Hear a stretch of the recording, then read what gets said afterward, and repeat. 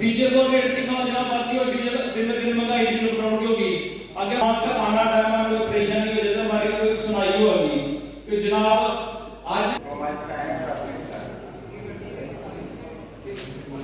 आपने देखा हम समाज के मुख्तलिफ लोगों से फ़िरकों से मिल रहे हैं, लोगों से मिल रहे हैं ताकि उनके मुश्किलात जो हैं उनको समझ सकें। और वक्त की सरकार जो बिल्कुल आपको लगता ही है कि बिल्कुल बेहस पड़ी हुई है, जिन्हें कोई ये नहीं है कि क्या करें लोगों के साथ, कैसे करें लोगों के साथ, हम लोगों तक पहुंच रहे हैं और कोशिश कर रहे हैं कि इनकी मुश्किलात का अजाला कल को करवा सकें ताकि इन्हें भी मालूम हो कि हाँ क्या हो रहा है क्या नहीं हो रहा है। आप देखते हैं और आए दिन आप सुनते हैं साहब हर घर में बिजली। अब आज आपने खुद देखा, आप कन्वेंशन में यहाँ थे, ये लोग कह रहे हैं हमारे पास तो कोई बिजली नहीं है। अब ये 20 किलोमीटर दूर ही है जम्मू से।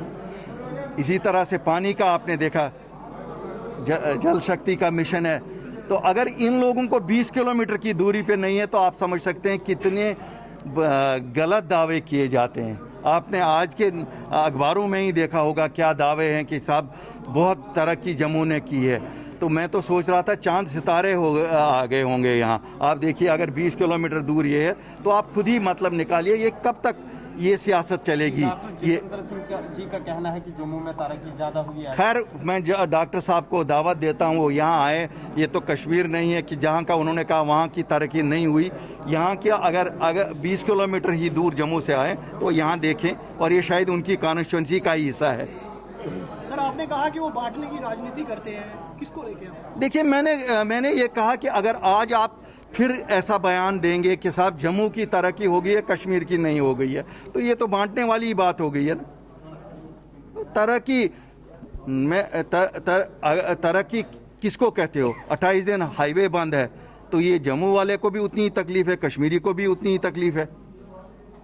अगर डेवलपमेंटल वर्क सफ़र कर रहे हैं तो दोनों जगह से सफ़र कर रहे हैं, कश्मीर में भी सफ़र कर रहे हैं, जम्मू में भी सफ़र कर रहे हैं। ये क्यों हो रहा है?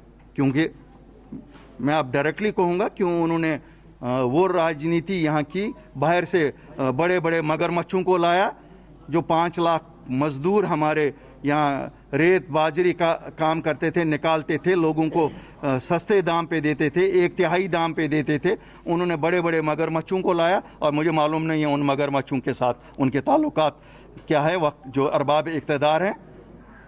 लेकिन रिज़ल्ट तो ये हुआ ना कि जो 3,000 रुपये में यहाँ ट्राली मिलती थी वो आज 12,000 रुपये में मिल रही है। डेवलपमेंटल वर्क्स नहीं हो रहे हैं। सरकारी ख़जाने का मार्च का एस्टिमेट देखिए कितना रुक गया, जो काम ही नहीं हो सका।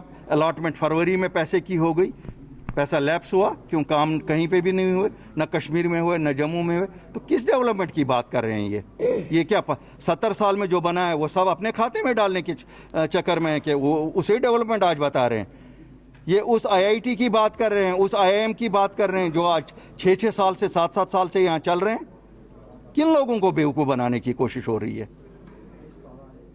सर राज्यसभा मेंबर ने एक खत लिखा डिलिमिटेशन कमीशन को कि कश्मीरी पंडितों को रिजर्वेशन दी जाए। देखिए साहब डिलिमिटेशन एक प्रोसेस है और वो प्रोसेस हर एक का हक है लिखने का, जिसने अल्टीमेटली एग्जामिन हो जाएगा। अगर कोई अपना हक ढूंढता है तो हक मांगना तो हर एक किया ये उसको राइट है। मिलता किसको क्या है वो तो कल देखेंगे जिस वक्त ये करे। लेकिन मेरा मानना ये है कि डिलिमिटेशन कमीशन जल्द से जल्द अपना काम पूरा करे ताकि हम लोग यहाँ अपनी एक सरकार चुने जो लोगों के सामने जवाबदेह हो। ब्यूरोक्रेसी किसके सामने जवाबदेह है? किसी के सामने नहीं। इनको 7 क्लास सिटीजन ट्रीट किया जाता है और मुझे दुख होता है देखते